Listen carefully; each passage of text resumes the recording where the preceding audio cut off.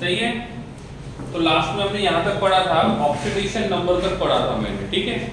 अब एक हमको ये देखना है, क्वेश्चन एक पूछा गया था, ऐसा पूछा गया था कि जर्मेनियम Cl2 और जर्मेनियम Cl4 इनमें से किसमें आयोनिक कैरेक्टर ज्यादा रहेगा, किसमें आयोनिक कैरेक्टर ज्यादा रहेगा, कैसे पता लगाएंगे। जर्मेनियम Cl2 और जर्मेनियम Cl4 इसमें से आयोनिक कैरेक्टर ज्यादा किसमें रहेगा, दोनों में सेम रहेगा। ओके चलिए ठीक है। एक बार ध्यान रख लो, जब भी आपको क्वेश्चन ये पूछा जाता है आयोनिक कैरेक्टर या कोवेलेंट कैरेक्टर का, so ionic character and covalent character both are opposite to each other. तो आयोनिक कैरेक्टर और कोवेलेंट कैरेक्टर दोनों एक दूसरे के अपोजिट हैं, और जब ये दोनों के दोनों एक दूसरे से अपोजिट रहेंगे तो इफ आपको आयोनिक कैरेक्टर का ट्रेंड मिल जाता है तो आप वहां से कोवेलेंट कैरेक्टर का ट्रेंड पता कर सकते हो, और इफ आपको कोवेलेंट कैरेक्टर का ट्रेंड मिल जाता है तो आप आयोनिक कैरेक्टर का ट्रेंड पता लगा सकते हो। और ये तो आयोनिक और कोवेलेंट का जो खेल है, इस खेल को खेलने में आपको हेल्प करता है फजान रूल। क्या करेगा, फजान रूल, ठीक है। इस फजान रूल में हम कटायन के बारे में पहले लिखेंगे, तो क्या होगा कटायन के बारे में, कटायन का साइज जितना छोटा, कटायन का साइज जितना छोटा उतना उसका फोर्स ऑफ अट्रैक्शन ज्यादा, जितना इसका फोर्स ऑफ अट्रैक्शन ज्यादा उतना उसका पोलराइजेशन ज्यादा, जितना पोलराइजेशन ज्यादा उतना डिस्टॉर्शन ज्यादा, ठीक है।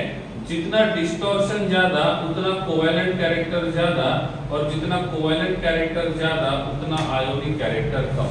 दैट्स सिंपल, सही है, ठीक है। तो ये हमने फाइंड किया कि आयोनिक कैरेक्टर, कोवेलेंट कैरेक्टर, इनका एक दूसरे के साथ जो रहेगा वो रिलेशन क्या रहेगा, क्लियर है, ठीक है। अब ये हेल्प करेगा, कौन हेल्प करेगा हमको, फजान रूल हमको हेल्प करेगा।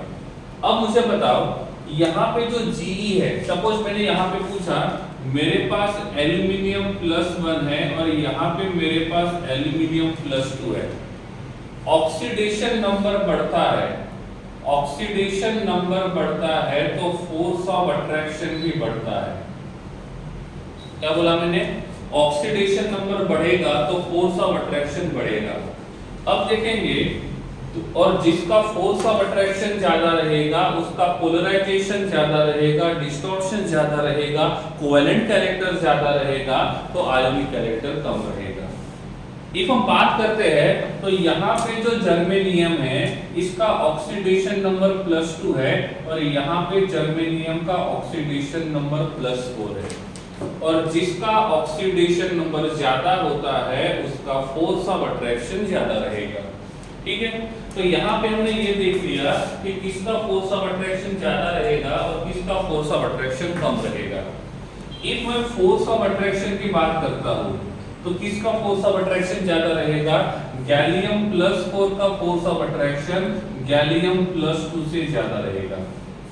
ये समझ में आ रहा है, ये क्लियर है, समझ में आ रहा है ना। हाँ, तो गैलियम +4 और गैलियम +2 में से गैलियम +4 का ऑक्सीडेशन नंबर ज्यादा है तो उसका फोर्स ऑफ अट्रैक्शन ज्यादा रहेगा, और जिसका फोर्स ऑफ अट्रैक्शन ज्यादा होता है उसका कोवेलेंट कैरेक्टर ज्यादा होता है। तो यहाँ पे कोवेलेंट कैरेक्टर जर्मेनियम +4 का ज्यादा रहेगा, तो आयोनिक कैरेक्टर जो रहेगा वो जर्मेनियम +2 का ज्यादा रहेगा। समझ में आ रहा है, ये क्लियर है, ये सब समझा है तो हैंड रेज करना है, नहीं समझा है तो डाउट पूछना है।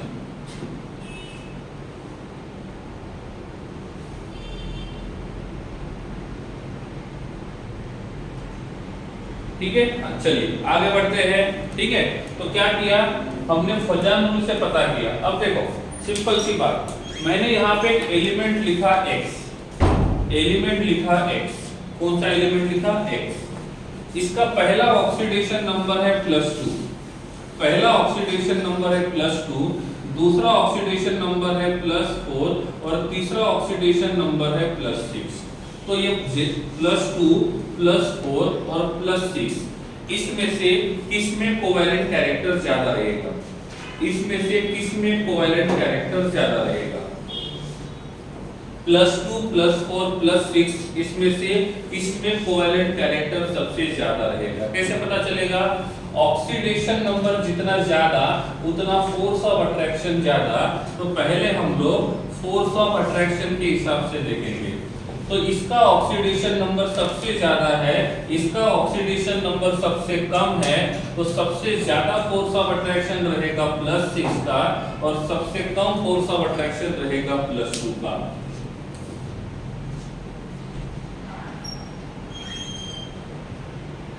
ठीक है, ओके, समझ में आ रहा है। ओके, ये कब एप्लीकेबल है, ये तब एप्लीकेबल है जब वहां पे रूल नंबर 1 एप्लीकेबल नहीं होगा और वहां पे रूल नंबर 2 एप्लीकेबल नहीं होगा।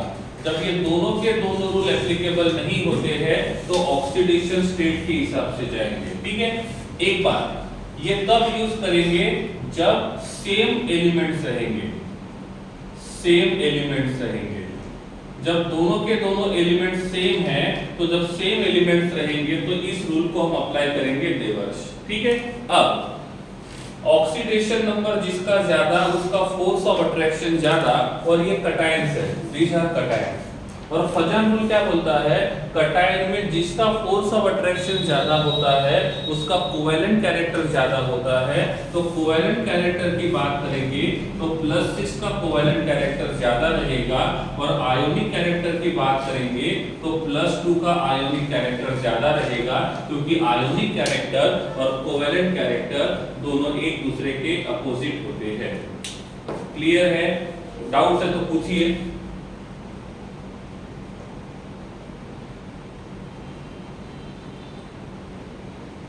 ओके, मैं ये बोलता हूं यहां पे, अब मैंने एक वर्ड यूज किया, ये लोअर ऑक्सीडेशन नंबर है और ये हायर ऑक्सीडेशन नंबर है।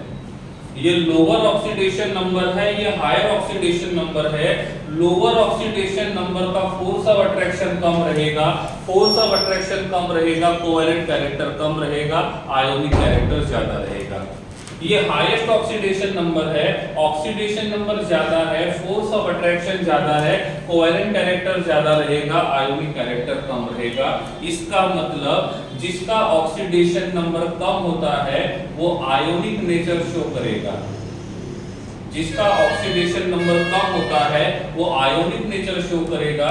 तो जिसका आयोनिक मतलब ऑक्सीडेशन नंबर ज्यादा होता है वो कोवैलेंट कैरेक्टर शो करेगा। ओके, अब इसी में यहाँ पे है, तो यहाँ पे ऑक्सीडेशन नंबर +2 है, यहाँ पे ऑक्सीडेशन नंबर 4 है, ऑक्सीडेशन नंबर कम है, और जहाँ पे कम ऑक्सीडेशन नंबर होता है वो आयोनिक कैरेक्टर को शो करेगा, और जहाँ पे ज्यादा ऑक्सीडेशन नंबर होता है ये कोवैलेंट नेचर को शो करेगा। तो इसके ऊपर क्वेश्चन पूछा जाता है। एग्जाम्पल के लिए मैंने आपको पूछा, मेरे पास यहाँ पे SiO है और यहाँ पे मेरे पास SiO2 है, और मैंने पूछा Si और SiO2 में से किसमें कोवैलेंट कैरेक्टर ज्यादा है। क्वेश्चन क्या है मेरा, SiO और SiO2 में किसमें कोवैलेंट कैरेक्टर ज्यादा है। कैसे पता चलेगा, कोवैलेंट कैरेक्टर पूछा मैंने यहाँ पे। ठीक है, तो सबसे पहले हम ढूंढेंगे ऑक्सीडेशन नंबर, ये रहेगा +2 और ये रहेगा +4। जो कम ऑक्सीडेशन नंबर है उसमें आयोनिक ज्यादा रहेगा, तो इसमें ये आयोनिक नेचर शो करेगा, इसमें +4 है तो ये कोवैलेंट नेचर को शो करेगा। ठीक है, तो SiO4 में कोवैलेंट कैरेक्टर ज्यादा रहेगा और दूसरा जो रहेगा उसमें आयोनिक कैरेक्टर ज्यादा रहेगा। ठीक है, तो इस प्रकार से हम आयोनिक कैरेक्टर और कोवैलेंट कैरेक्टर इन दोनों को देख सकते हैं। क्लियर हुआ, ये टॉपिक समझ में आ गया है आयोनिक कैरेक्टर और कोवैलेंट कैरेक्टर का। तो हैंड रेज करना है, नहीं समझा है तो चैट बॉक्स में अपना डाउट पूछ सकते हो।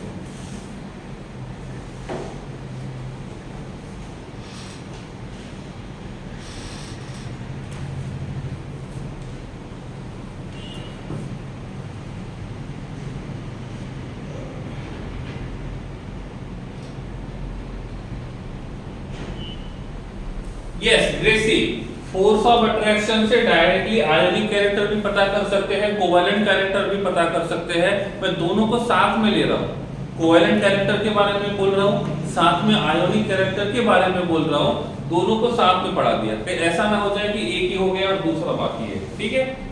डायरेक्ट होता है तो भी चलेगा ग्रेसी, आप वो भी यूज कर सकते हो कंसेप्ट, उसमें कोई प्रॉब्लम नहीं है।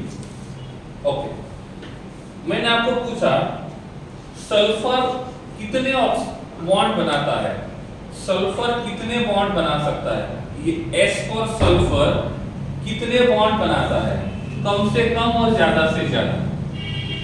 सल्फर कितने बॉन्ड बनाता है कम से कम और ज्यादा से ज्यादा, कोई बता सकता है मुझे? एनीवन? यस, इफ हम सल्फर की बात करें तो सल्फर कम से कम 2 बॉन्ड बनाता है, वो 4 बॉन्ड भी बनाता है और 6 बॉन्ड भी बनाएगा। कितने बॉन्ड बनाएगा? 2 बॉन्ड भी बनाएगा, 4 बॉन्ड भी बनाएगा, 6 बॉन्ड भी बनाएगा। जिनको समझ में आ गया वेरी गुड, नहीं समझा है पिछले वीडियोस देख सकते हो। +2 ये जो होता है ये ग्राउंड स्टेट में होता है और ये दोनों के दोनों एक्साइटेड स्टेट में होते हैं। इसमें होते हैं एक्साइटेड स्टेट में। जब ये +2 रहेगा इसका मतलब इसका ऑक्सीडेशन नंबर क्या रहेगा? इसका ऑक्सीडेशन नंबर हो सकता है -2 और +2। क्या हो सकता है? -2 और +2। एक्साइटेड स्टेट 1 में इसका ऑक्सीडेशन नंबर रहेगा +4 और एक्साइटेड स्टेट 2 में इसका ऑक्सीडेशन नंबर रहेगा +6। ठीक है, कितना रहेगा? +6। अब हम बोले कि हमको एक सल्फर मिला जिस सल्फर का ऑक्सीडेशन नंबर +6 है। हमने बोला हमको एक सल्फर मिला जिस सल्फर का ऑक्सीडेशन नंबर +6 है, तो क्या सल्फर का +6 ऑक्सीडेशन नंबर पॉसिबल है कि नहीं है? सल्फर का +6 ऑक्सीडेशन नंबर पॉसिबल है कि नहीं है? पॉसिबल है। इसका मतलब ये एग्जिस्ट करेगा। सपोज मैंने बोला मेरे पास एक ऐसा मॉलिक्यूल मिला है जिसमें सल्फर का ऑक्सीडेशन नंबर +7 है, तो ये वाला मॉलिक्यूल पॉसिबल है कि नहीं है? ये वाला मॉलिक्यूल पॉसिबल नहीं है। ओके, अब तो मेरे पास सल्फर +6 है और मेरे पास सल्फर +7 है, कौन सा पॉसिबल नहीं है? कौन सा पॉसिबल नहीं है? +7 वाला पॉसिबल नहीं है। तो क्या मैं +6 को +7 में कन्वर्ट करना पसंद करूंगा या नहीं? तो मैं +6 को +7 में कन्वर्ट करना पसंद करेंगे या नहीं करेंगे?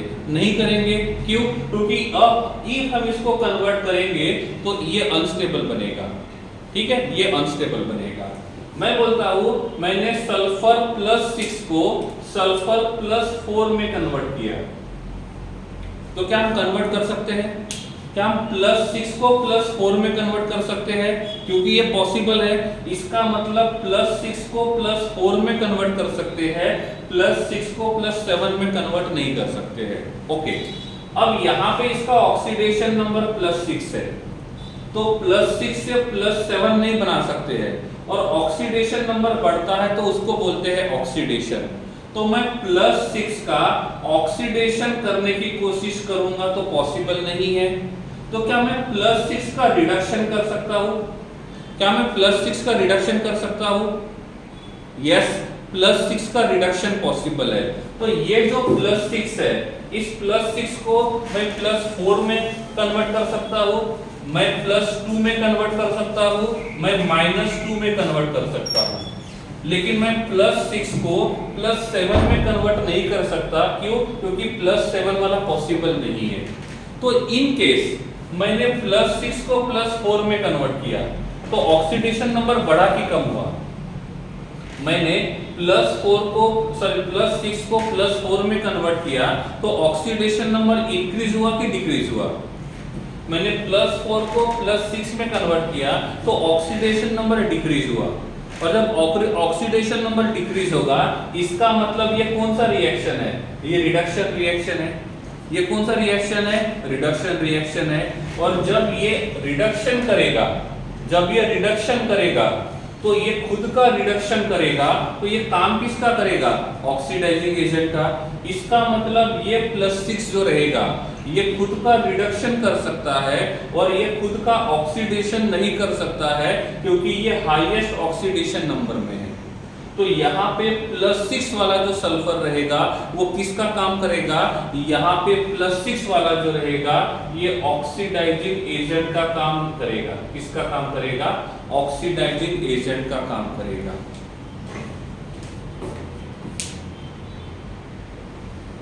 ठीक है। अब आप बोलोगे ये ट्रांसफर कैसे करेंगे, ये चेंज कैसे करेंगे? ये चेंज करने के लिए इलेक्ट्रॉन को ट्रांसफर करना होगा। +6 को +4 में कन्वर्ट करना है तो इलेक्ट्रॉन को गेन करेंगे, +4 को +6 में कन्वर्ट करना है तो इलेक्ट्रॉन को लूज करेंगे। देवर्ष मैंने बोला यहाँ पे मेरे पास सल्फर +-2 है, तो इस सल्फर -2 को सल्फर +2 में कन्वर्ट कर सकते हैं या सल्फर -4 में कन्वर्ट कर सकते हैं। क्या मैं सल्फर -2 को सल्फर +2 में कन्वर्ट करूं? कर सकता हूं। क्या मैं सल्फर -2 को सल्फर +4 में कन्वर्ट कर सकता हूं? नहीं। इसका मतलब इसका रिडक्शन पॉसिबल नहीं है। इसका मतलब इसका रिडक्शन पॉसिबल नहीं है, लेकिन मैं सल्फर +2 को मैं -2 को हम +2 में कन्वर्ट कर सकते हैं। ठीक है, इस प्रकार से। तो यहाँ पे क्या होता है? यहाँ पे क्या होता है? इस सल्फर का लोवेस्ट ऑक्सीडेशन नंबर कौन सा है? सल्फर का लोवेस्ट ऑक्सीडेशन नंबर कौन सा है? सल्फर का लोवेस्ट ऑक्सीडेशन नंबर कौन सा है? -2। तो जो लोवेस्ट ऑक्सीडेशन नंबर होता है ये हमेशा रिड्यूसिंग एजेंट का काम करेगा। किसका काम करेगा? रिड्यूसिंग एजेंट का। जो हाईएस्ट ऑक्सीडेशन नंबर वाला है ये हमेशा ऑक्सीडाइजिंग एजेंट का काम करेगा, और रिमेनिंग जो होते हैं बीच वाले ये ऑक्सीडाइजिंग एजेंट का भी काम कर सकते हैं और रिड्यूसिंग एजेंट का भी काम कर सकते हैं। समझ में आ रहा है? फिर से रिपीट करता हूं। जो भी एलिमेंट जितने ऑक्सीडेशन नंबर शो कर सकता है उनमें से जो उसका हाईएस्ट ऑक्सीडेशन नंबर है, इफ वो उसमें प्रेजेंट रहेगा तो वो ऑक्सीडाइजिंग एजेंट का काम करेगा। इफ वो लोवेस्ट ऑक्सीडेशन नंबर में रहेगा तो वो रिड्यूसिंग एजेंट का काम करेगा, और इसके बीच में रहेगा तो वो oxidising agent as well as reducing agent का काम कर सकता है। मैंने बोला मेरे पास SO2 है, तो ये SO2 किसका काम करेगा? ऑक्सीडाइजिंग एजेंट का या रिड्यूसिंग एजेंट का? हम जो भी कुछ पढ़ रहे हैं सल्फर के एग्जांपल के साथ, यहाँ पे जो SO2 है ये ऑक्सीडाइजिंग एजेंट का काम करेगा, रिड्यूसिंग एजेंट का काम करेगा या दोनों का काम करेगा? कैसे पता चलेगा? यहाँ पे जो सल्फर है इसका मिनिमम रेंज है -2, मैक्सिमम रेंज है +2, और यहाँ पे जो सल्फर है इसका ऑक्सीडेशन नंबर +4 है। तो इफ ये -2 में होता तो रिड्यूसिंग एजेंट, +6 में होता तो ऑक्सीडाइजिंग एजेंट, बीच में रहेगा तो दोनों का काम करेगा। तो ये oxidising agent as well as reducing agent दोनों का काम करेगा। Oxidising agent as well as reducing agent दोनों का काम करेगा। मैंने यहाँ लिखा SO3, ये किसका काम करेगा? यहाँ पे जो SO3 है ये किसका काम करेगा? ऑक्सीडाइजिंग एजेंट का, रिड्यूसिंग एजेंट का या दोनों का?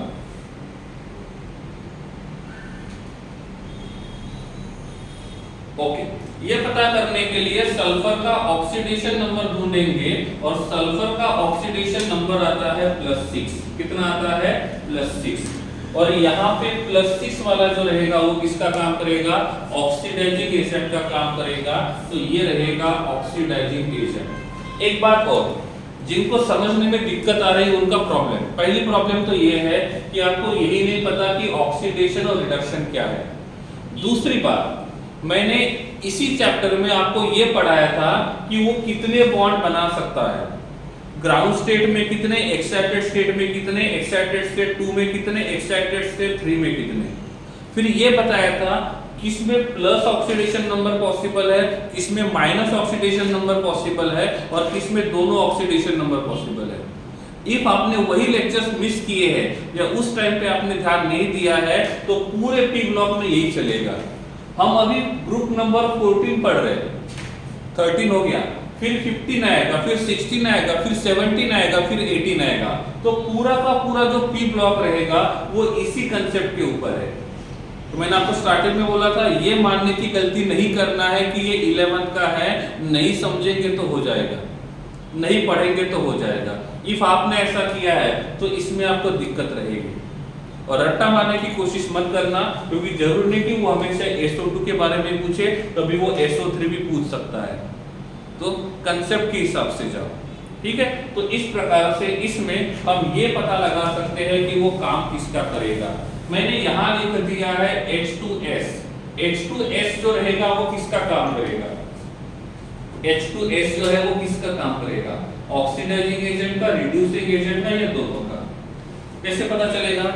यहाँ पे सल्फर का ऑक्सीडेशन नंबर -2 है, यहाँ पे सल्फर का ऑक्सीडेशन नंबर -2 है, और सल्फर का ऑक्सीडेशन नंबर -2 रहेगा तो ये रिड्यूसिंग एजेंट का काम करेगा।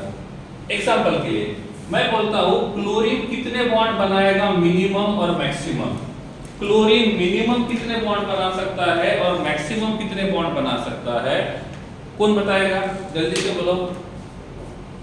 वेरी गुड राज, वेरी गुड, नाइस, ठीक है। तो यहाँ पे क्लोरीन जो रहेगा, देवर्ष का भी आंसर आ गया, वेरी गुड, ठीक है।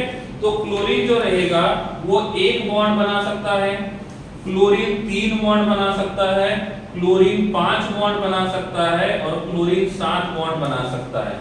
केमिस्ट्री सब्जेक्ट पढ़ने के लिए बेस क्लियर होना चाहिए। बेस क्लियर है तो समझ में आएगा।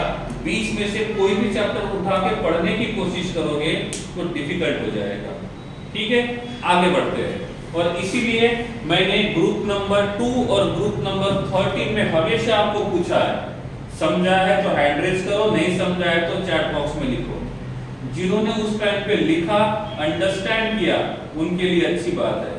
जिन्होंने नहीं किया अब उनको थोड़ी दिक्कत आ सकती है। आगे बढ़ते हैं। ये लोवेस्ट ऑक्सीडेशन नंबर है, तो यहाँ पे -1 और +1 दोनों पॉसिबल है। इसमें ओनली +3 पॉसिबल है, इसमें ओनली +5 पॉसिबल है, इसमें ओनली +7 पॉसिबल है। तो इसमें मिनिमम ऑक्सीडेशन नंबर कौन सा है? क्लोरीन का मिनिमम ऑक्सीडेशन नंबर कौन सा है? तो क्लोरीन का मिनिमम ऑक्सीडेशन नंबर है -1, और मिनिमम ऑक्सीडेशन नंबर वाला हमेशा रिड्यूसिंग एजेंट का काम करता है। मैक्सिमम ऑक्सीडेशन नंबर कितना है? +7। देखो हम ग्रुप नंबर 14 पढ़ रहे हैं, ग्रुप नंबर 17 का एग्जांपल लिया, ग्रुप नंबर 16 का एग्जांपल लिया। इसी से समझ जाओ कि ये सभी के सभी ग्रुप एक दूसरे के साथ डायरेक्टली रिलेटेड है। समझ आता है? आगे बढ़ते हैं, ठीक है। अब और बीच वाले जो रहेंगे, देखो तो ये वाला जो रहेगा वो ऑक्सीडाइजिंग एजेंट का काम करेगा, बीच वाले जो रहेंगे वो oxidising agent as well as reducing agent दोनों का काम करेंगे। अब एग्जांपल पूछ लिया मैंने और आपको एग्जाम में आ गया, HClO4 कौन सा कैरेक्टर शो करेगा? ऑक्सीडाइजिंग एजेंट का काम करेगा, रिड्यूसिंग एजेंट का काम करेगा, या दोनों का काम करेगा? HClO4 किसका काम करेगा? ऑक्सीडाइजिंग एजेंट का, रिड्यूसिंग एजेंट का, या दोनों का? आपका आंसर चैट बॉक्स में दिखना चाहिए बस। I am expecting your answer in chat box.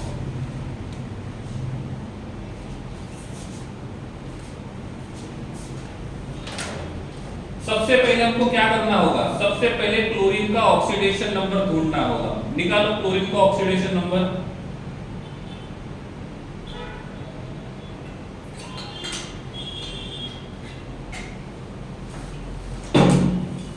Chlorine का ऑक्सीडेशन नंबर रहेगा +7। कैसे आया? वो रेडॉक्स रिएक्शन में पढ़ लिया था हमने। ये +7 है मतलब हाईएस्ट वाला है, तो ये काम करेगा ऑक्सीडाइजिंग एजेंट का। काम किसका करेगा? ऑक्सीडाइजिंग एजेंट का। यस देवस, किसी के लिए भी है, कोई भी चलेगा। For all minimum oxidation number जो है, मिनिमम ऑक्सीडेशन नंबर है तो वो हमेशा रिड्यूसिंग एजेंट का काम करेगा। मैक्सिमम ऑक्सीडेशन नंबर है तो ये हमेशा ऑक्सीडाइजिंग एजेंट का काम करेगा। बीच वाला जो रहेगा वो दोनों का काम करेगा। Okay, very good Gracy, nice. ठीक है। अब मैंने पूछा नंबर 2 HClO2। HClO2 किसका काम करेगा? सब क्लोरीन का ऑक्सीडेशन नंबर निकालो। क्लोरीन का ऑक्सीडेशन नंबर कितना है यहाँ पे? ये है +3। क्लोरीन का ऑक्सीडेशन नंबर +3 है, तो ये oxidising agent as well as reducing agent का काम करेगा। Oxidising agent as well as reducing agent का काम करेगा। ठीक है, ये दोनों एग्जांपल जिसको समझे हैं वो हैंड रेस करेंगे, नहीं समझा है तो चैट बॉक्स में लिखो।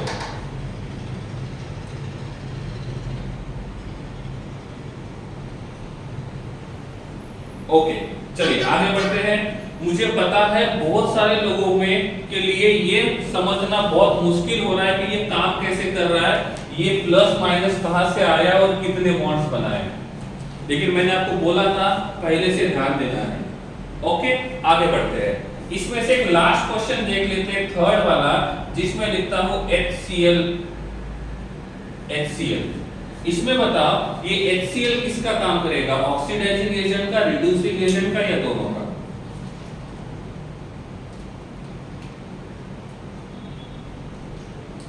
कैसे पता चलेगा? इसमें Cl का ऑक्सीडेशन नंबर -1 है, और जब ये -1 में रहेगा तो ये काम करेगा रिड्यूसिंग एजेंट का। चलो लीस्ट, सबसे लास्ट एग्जांपल अभी पक्का। HNO3 किसका काम करेगा? HNO3 किसका काम करेगा?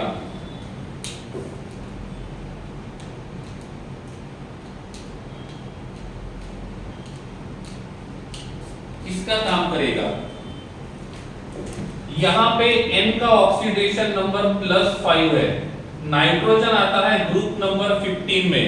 ग्रुप नंबर 15 शो करता है -3 +3 और +5। नाइट्रोजन आता है ग्रुप नंबर 15 में, वो शो करता है -3 और +5। यहाँ पे इसका ऑक्सीडेशन नंबर +5 है, तो ये काम करेगा ऑक्सीडाइजिंग एजेंट का। ये काम करेगा ऑक्सीडाइजिंग एजेंट का।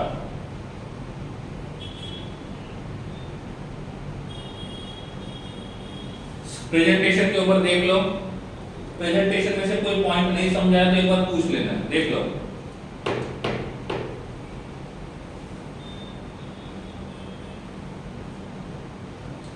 यहां पे एलिमेंट्स इन +2 ऑक्सीडेशन स्टेट वाला जो है,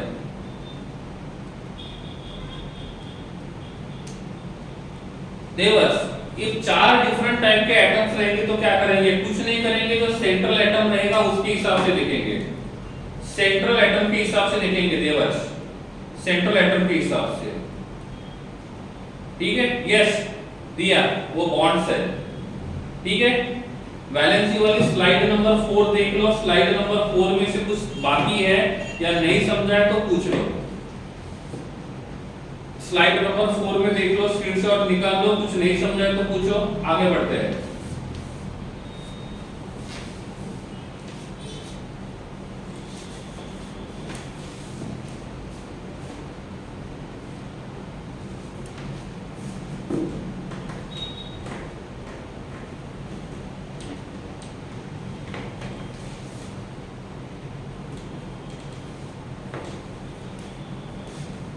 ओके, चलिए आगे बढ़ते हैं। हाँ, आप स्क्रीन के ऊपर देख सकते हो कुछ इमेजेस है, आप उस इमेजेस को एक बार देख लो। आप उस इमेजेस को एक बार देख लो।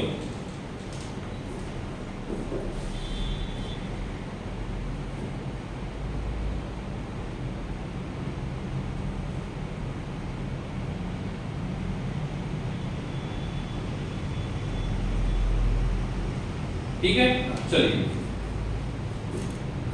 अब देखो, हमने 11th में ये पढ़ा था कि S और S के बीच का ओवरलैप कैसे होगा, S और P के बीच का ओवरलैप कैसे होगा, P और P के बीच का ओवरलैप कैसे होगा। तो S और S के बीच के ओवरलैप के वजह से हमेशा सिग्मा बॉन्ड बनता है। P और S के बीच के ओवरलैप की वजह से हमेशा सिग्मा बॉन्ड बनता है, और P और P के बीच के ओवरलैप की वजह से सिग्मा बॉन्ड भी बन सकता है और पाई बॉन्ड भी बन सकता है। ये डिपेंड करता है कि ओवरलैप कैसे है। अब जब हम ओवरलैप की बात करते हैं तो ओवरलैप दो तरीके से होता है। एक को हम बोलते हैं एक्सियल ओवरलैप, एक को बोलते हैं एक्सियल ओवरलैप और दूसरे को बोलते हैं लैटरल ओवरलैप, या तो इसको कहा जाता है साइड बाय साइड ओवरलैप। क्या कहा जाता है? Side by side overlap. तो जो भी एक्सियल ओवरलैप होता है ये हमेशा सिग्मा बॉन्ड बनाता है और जो साइड बाय साइड ओवरलैप होता है ये पाई बॉन्ड बनाता है। क्या बनाता है? Pi bond. अब देखो यहाँ पे एक p ऑर्बिटल है और ये दूसरा p ऑर्बिटल है।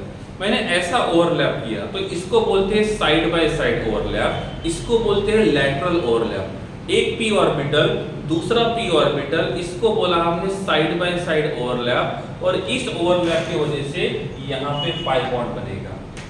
ये हमारा p ऑर्बिटल है, ये हमारा p ऑर्बिटल है। हम ऐसे ओवरलैप करते हैं, हम हेड टू हेड ओवरलैप करते हैं तो इसको बोलते हैं एक्सियल ओवरलैप और इस एक्सियल ओवरलैप की वजह से सिग्मा बॉन्ड बनता है।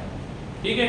अब यहाँ पे ये d ऑर्बिटल है, चार लूप है ना, 1 2 देखो 1 2 3 4, ये चार लूप है और ये हमारा p ऑर्बिटल है। इफ ऐसा ओवरलैप होगा, ये ऐसा ओवरलैप होगा तो क्या बोलेंगे इसको? एक्सियल ओवरलैप बोलेंगे या साइड बाय साइड? इस ओवरलैप को कौन सा ओवरलैप बोलेंगे? एक्सियल ओवरलैप या साइड बाय साइड? क्या होना चाहिए? This will be axial overlap और side by side overlap. Anyone? ये कौन सा ओवरलैप रहेगा? एक्सियल ओवरलैप रहेगा या साइड बाय साइड? ये रहेगा axial overlap. Very good. If मैं ऐसा ओवरलैप करूंगा तो क्या होगा? मैं ऐसा ओवरलैप करूंगा तो क्या होगा? इस वाले ओवरलैप को हम बोलेंगे side by side overlap, lateral overlap. तो ऐसा ओवरलैप रहेगा तो ये रहेगा सिग्मा बॉन्ड और ऐसा ओवरलैप रहेगा तो ये रहेगा पाई बॉन्ड। ठीक है। तो ये जो पाई बॉन्ड है वो लैटरल ओवरलैप की वजह से बन सकता है। और लैटरल ओवरलैप कहां-कहां पे पॉसिबल है? तो लैटरल ओवरलैप P और P में पॉसिबल है, लैटरल ओवरलैप P और D में पॉसिबल है और लैटरल ओवरलैप D और D में पॉसिबल है। तो इस प्रकार से पाई बॉन्ड बन सकते हैं। तो लैटरल ओवरलैप तीन तरीके के पॉसिबल है, only 3। PP overlap, PD overlap और DD ओवरलैप। तो ये बनाएंगे पाई बॉन्ड। जब P और P के साइड बाय साइड ओवरलैप होता है तो इसको बोलते हैं p पाई p पाई। क्या बोलेंगे? p पाई p पाई। तो एक एटम का p ऑर्बिटल दूसरे एटम के p ऑर्बिटल के साथ साइड बाय साइड ओवरलैप करके जो बॉन्ड बनाता है उसको बोलते हैं p पाई p पाई। एक बार जेडब्ल्यू और नीट में भी एक क्वेश्चन पूछा गया था, एक मॉलिक्यूल दिया गया था और पूछा गया था इस मॉलिक्यूल के अंदर कितने number of p pi bond है और कितने number of p pi d पाई है। d पाई नहीं पूछा जाता है जनरली, तो इसकी तरफ ध्यान नहीं देना है। इफ एक एटम का p ऑर्बिटल दूसरे एटम के d ऑर्बिटल के साथ ओवरलैप करता है और ये इसके बाद पाई बॉन्ड बनाता है तो उसको हम बोलेंगे p पाई d पाई। क्या बोलेंगे? p पाई d पाई।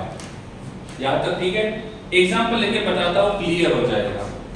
यहां पे मेरे पास नाइट्रोजन है, यहां पे मेरे पास दूसरा नाइट्रोजन है और इनके बीच में यहां पे पाई बॉन्ड बना है। समझ में आ गया?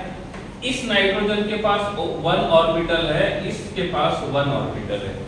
अब मुझे बताइए इस नाइट्रोजन का हाइब्रिडाइजेशन क्या है? What is the hybridisation state of this nitrogen? What is the hybridisation state of this nitrogen? The hybridisation state of this nitrogen is sp and same here hybridization state of this nitrogen is sp। यहाँ पे हमारे पास upper side में एक pi bond है और lower side में एक pi bond है, तो हमारे पास टोटल 2 पाई बॉन्ड है। सॉल्व कैसे करेंगे वो बताता हूँ। यहाँ पे 2 नाइट्रोजन है तो मैं 2 नाइट्रोजन लिखता हूँ। This is 1 nitrogen 2s2 2p3। यहाँ पे दूसरा नाइट्रोजन 2s2 2p3। सही है? ये s ऑर्बिटल है, और ये p ऑर्बिटल है। This is s orbital and this is p orbital. ऐसे समझ में आ गया। आगे बढ़ते हैं। अब इसके पास s में 2 इलेक्ट्रॉन है और p में 3 इलेक्ट्रॉन है। यहाँ पे s में जो है वो 2 इलेक्ट्रॉन है और p के पास 3 इलेक्ट्रॉन है। इस नाइट्रोजन का हाइब्रिडाइजेशन स्टेट क्या है? इस नाइट्रोजन का हाइब्रिडाइजेशन स्टेट क्या है? इस नाइट्रोजन का हाइब्रिडाइजेशन स्टेट है sp। इसका मतलब s और p चला गया, तो ये दोनों सिग्मा के लिए चले गए। ठीक है, मतलब ये दोनों के दोनों हाइब्रिड ऑर्बिटल है। यहाँ पे भी s और p चला गया और ये दोनों के दोनों हाइब्रिड ऑर्बिटल है। बचे हुए दोनों के दोनों अनहाइब्रिड ऑर्बिटल है। अब क्या होगा? हुआ क्या हुआ? यहाँ का एक नाइट्रोजन ने दूसरे नाइट्रोजन के साथ सिग्मा बॉन्ड बनाया, तो ये वाला जो बॉन्ड है ये इसके साथ बॉन्ड बनाएगा तो सिग्मा बॉन्ड बनाएगा। इसके पास एक लोन पेयर यहाँ पे है, दूसरा लोन पेयर यहाँ पे है। अब क्या होगा? यहाँ पे ये जो 2 ऑर्बिटल है, this orbital and this orbital, ये दोनों साइड बाय साइड ओवरलैप करेंगे। 1p क्यों गया? 1p इसलिए गया क्योंकि इसका हाइब्रिडाइजेशन sp है महावीर। तो ये s ऑर्बिटल और ये p ऑर्बिटल, इन दोनों ने हाइब्रिडाइजेशन प्रोसेस में पार्टिसिपेट किया, और जो हाइब्रिडाइजेशन प्रोसेस में पार्टिसिपेट करते हैं उसको बोलते हैं हाइब्रिड ऑर्बिटल, और हाइब्रिड ऑर्बिटल सिग्मा बॉन्ड बनाता है। ठीक है, अब क्या होगा? इसका एक p ऑर्बिटल इसके p के साथ साइड बाय साइड ओवरलैप करेगा, और जब ये साइड बाय साइड ओवरलैप करेगा तो ये पाई बॉन्ड बनाएगा। तो यहाँ पे जो पाई बॉन्ड बना हुआ है ये पाई बॉन्ड रहेगा p पाई। कौन सा रहेगा? p पाई। आगे बढ़ते हैं। अब क्या किया? ये वाला p ऑर्बिटल इस p के साथ ओवरलैप करेगा, एक p ऑर्बिटल दूसरे p के साथ ओवरलैप करेगा, और जब ऐसा होगा तो इन दोनों के बीच में भी एक पाई बॉन्ड बनेगा जो यहाँ बनेगा, और ये पाई बॉन्ड भी रहेगा p पाई और p पाई। क्यों? क्योंकि p और p का ओवरलैप हुआ है और इसी वजह से यहाँ पे 2 पाई बॉन्ड है, और दोनों के दोनों पाई बॉन्ड p पाई है। जहां पे भी पाई बॉन्ड आपको दिखे वो या तो p पाई रहेगा, या तो वो p पाई d पाई रहेगा, या तो वो d पाई रहेगा। ये होने के चांसेस बहुत कम है, इन दोनों के चांसेस ज्यादा है। 2 में से एक आंसर हो सकता है, किसी में दोनों के दोनों होते हैं। ठीक है, तो ये होता है p पाई d पाई, इस प्रकार से। ठीक है, क्लियर है? इनसे रिलेटेड कोई भी क्वेरी है तो पूछ सकते हो, नहीं तो आगे चलते हैं। स्क्रीनशॉट निकाल लो, समझने में इजी होगा कि किस प्रकार का ये ओवरलैपिंग करते हैं एक दूसरे के साथ।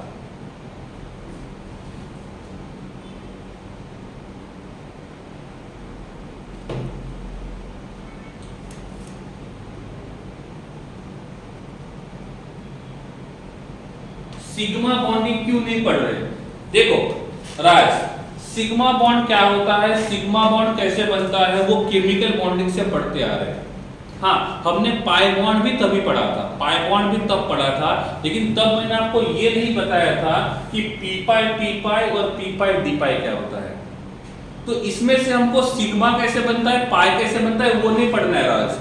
हमको ये पढ़ना है कि p पाई कैसे बनता है और p d पाई कैसे बनता है। ये आपको ऑलरेडी पता है कि सिग्मा बॉन्ड और पाई बॉन्ड क्या होता है। जस्ट मैं आपको ये बताने की कोशिश कर रहा हूं कि p पाई और p d पाई कैसे होता है।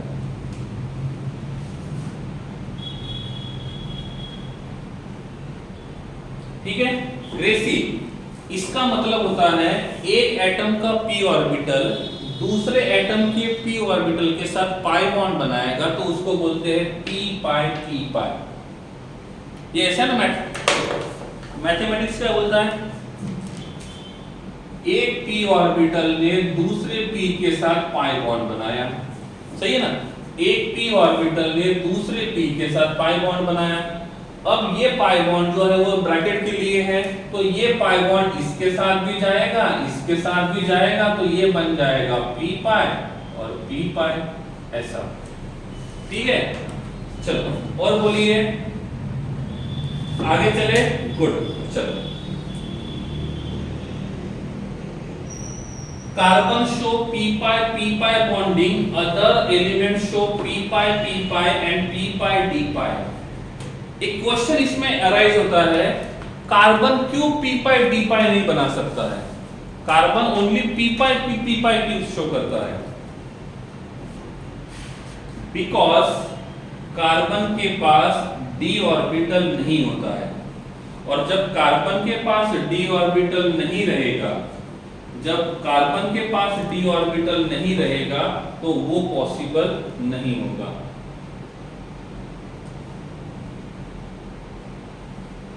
यस दिया, सही है। यस, दिया ने पूछा है कि सर सपोज इसका हाइब्रिडाइजेशन sp की जगह sp2 होता है तो क्या होगा?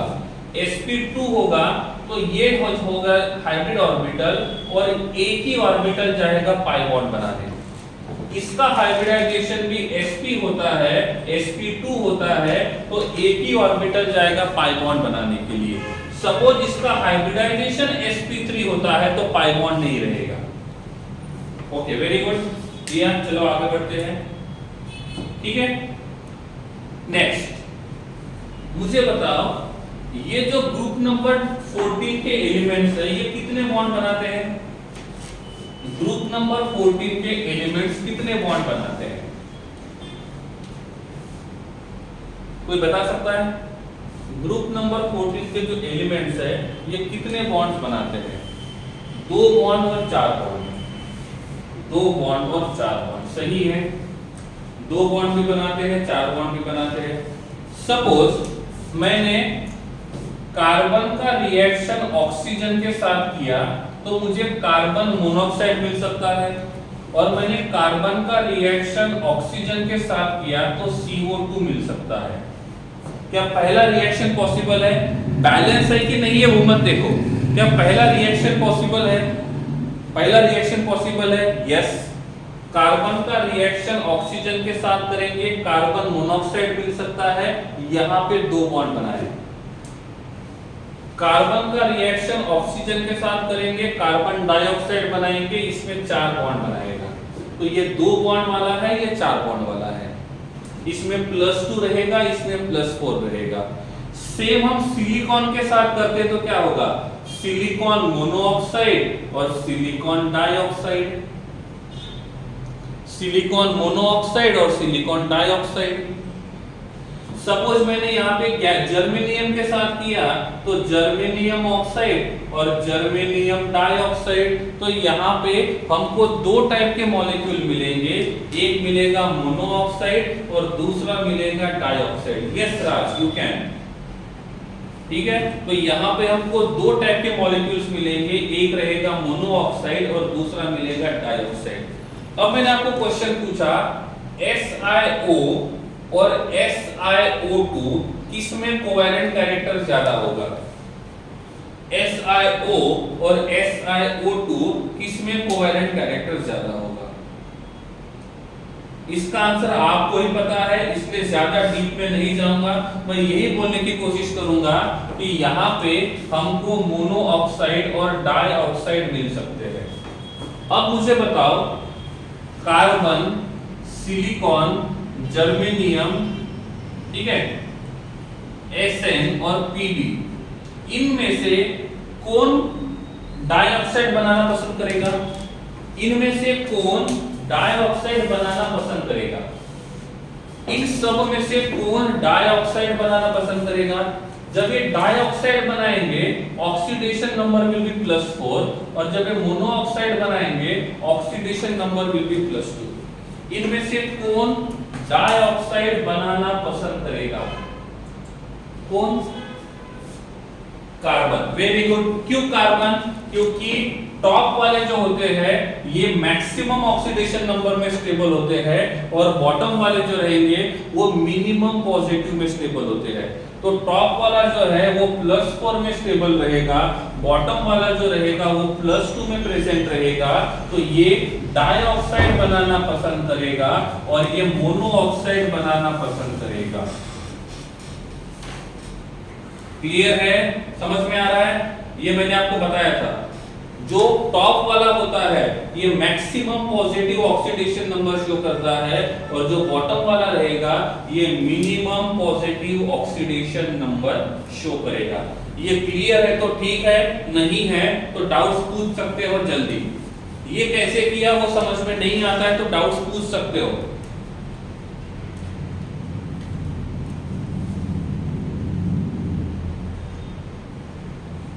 ओके, चलिए आगे बढ़ते हैं। Elements of group number 13, group number 13 नहीं है, ग्रुप नंबर 14 आना चाहिए, वहां पे टाइपिंग मिस्टेक है, ठीक कर लेना। मोनोऑक्साइड भी बनाते हैं, डाइऑक्साइड भी बनाते हैं। ये क्या है? मोनोऑक्साइड है, carbon monoxide, silicon monoxide, germanium monoxide, SL monoxide, PB monoxide. पहला वाला न्यूट्रल है, बचे हुए दोनों एसिडिक है और नीचे वाले एम्फोटेरिक है। ये क्यों ऐसा नेचर शो करता है ये मैंने ऑलरेडी आपको बता दिया था, अब रिपीट नहीं करूंगा। This is about dioxide. तो यहाँ पे मोनोऑक्साइड और डाइऑक्साइड दोनों लिखे हुए हैं, कौन बनेगा और कैसे बनेगा। स्क्रीनशॉट निकाल लो।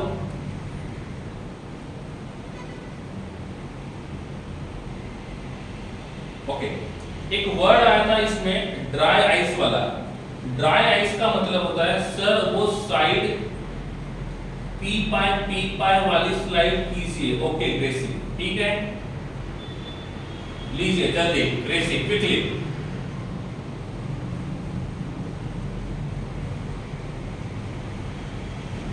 ओके, ये हो गया। देखो सॉलिड CO2 जो होता है उसको ड्राई आइस बोलेंगे।